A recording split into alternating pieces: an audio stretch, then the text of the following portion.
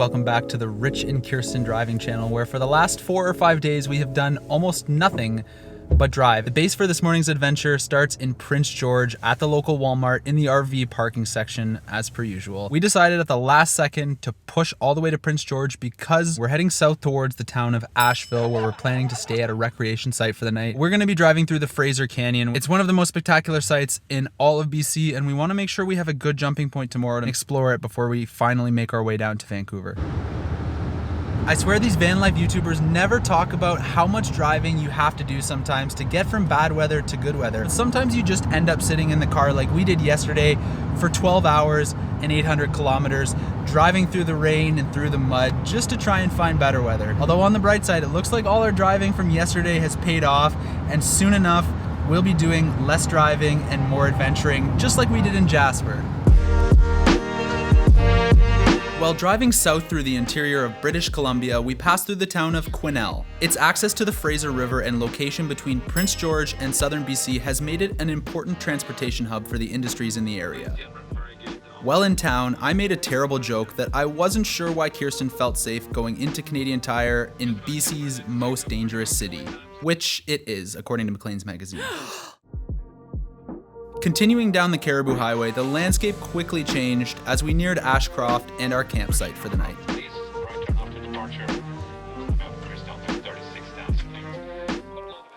BC rec sites, you are absolutely blowing my mind. I take back everything I've said about every other site. I think this is my favorite, although it's really windy tonight. I'm totally blown away.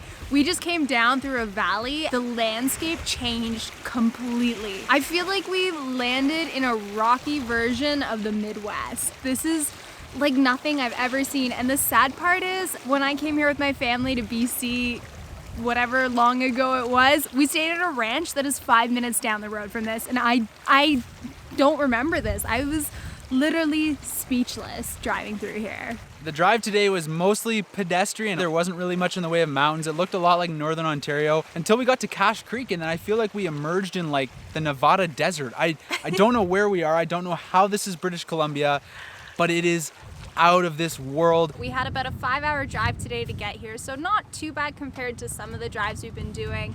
We're just gonna whip up a nice little stir fry for dinner, enjoy the evening and this incredible view that I think is gonna turn into a beautiful sunset, and get a nice peaceful night's sleep. I love BC. I don't ever wanna leave.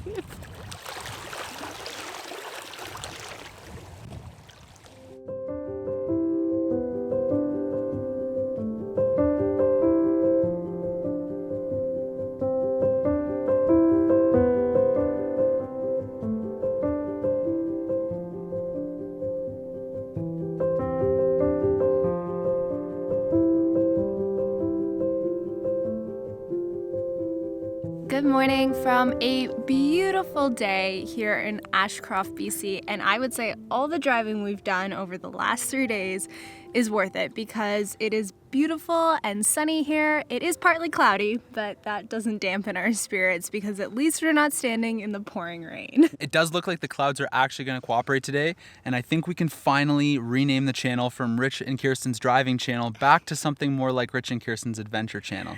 I'm going to be sad to say bye to this. I think we probably will have to stop here on the way out. I'm really enchanted by this. It's such a stark contrast compared to the mountains of Jasper and then the boreal forests of northern BC. So I think it's been a nice change of scenery to come here and explore a more desert-like look. Oh,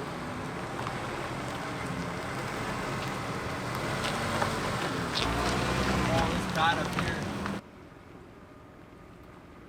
Those rocky driveways always scare me. In a front-wheel drive minivan, oh, the last thing I want to do is scrape the underbelly of the vehicle and get stuck out here in the bush. It's always such a relief when we survive and make it through.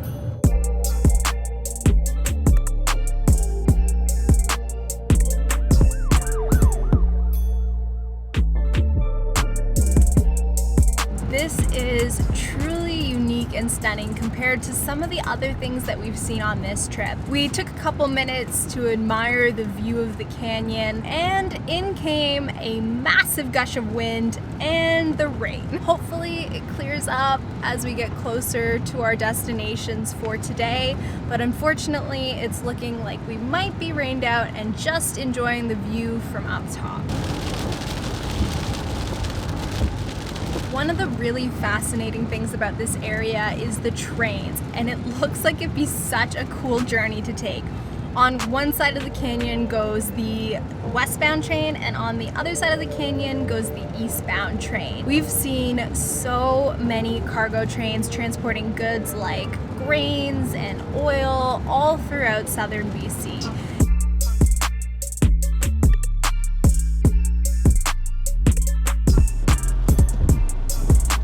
Behind us is Hell's Gate, the air tram down to the bridge that goes across the Fraser Canyon, and we're only about maybe 50 or 60 kilometers from our final destination for tonight. The forecast for the rest of the day is calling for rain all through the day and all through the night. The weather's supposed to be better tomorrow, so I think we're gonna head towards our summit hike, make camp for the night. Mother Nature has her own plans as always.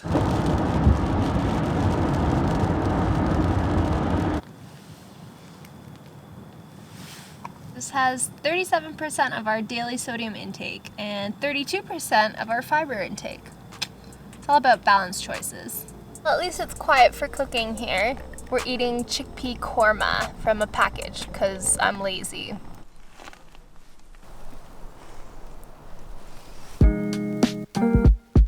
After spending a cool, rainy night at a rest stop on the Coquihalla Highway, we headed 10 kilometers north to the trailhead of the Zoas Peak Summit Hike.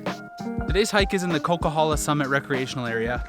It's a real popular spot among locals because it's central to Vancouver, Kelowna, and Kamloops in the southern central interior of British Columbia. We've driven a long way down the interior of BC to make this happen and get some good weather.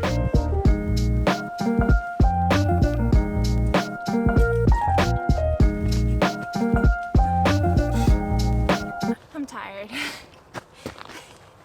We're so out of practice. It's been a week. So sad how fast you lose that mobility. The rest of the hike was largely uneventful and uninspiring, except for some pretty views of the surrounding valleys. It's another day and another summit. This one is a little less entertaining than some of the other ones we have done. One, because it's not technically challenging, it's just uphill, and two, there's no real true peak up here. Actually, that's false, but it seemed like the true summit was too dangerous for Rich.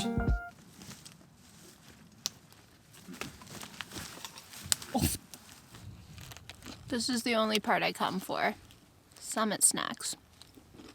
We found this little trail that leads down between the two peaks. It has a gorgeous view of some of the more rocky mountains that are above the tree line, which is our kind of view, I'd say. We're gonna put the camera away for the way down just because it's not really that interesting. And we'll see you guys back at the car where we're gonna go visit one place from yesterday that we were supposed to go to before we got rained out.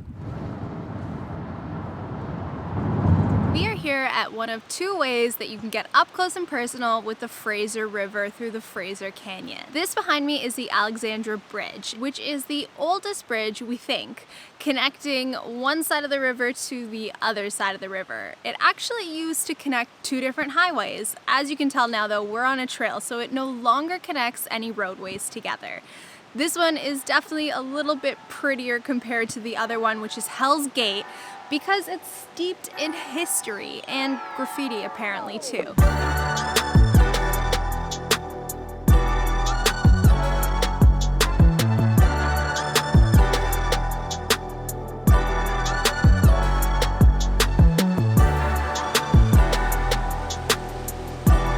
Well, we gave you all the channels you could possibly get from Rich and Kirsten over the last 3 days. You got the driving channel, the summit channel, the bush cooking channel, and the tourist channel. I think we're all tapped out. We spent the last week running away from bad weather.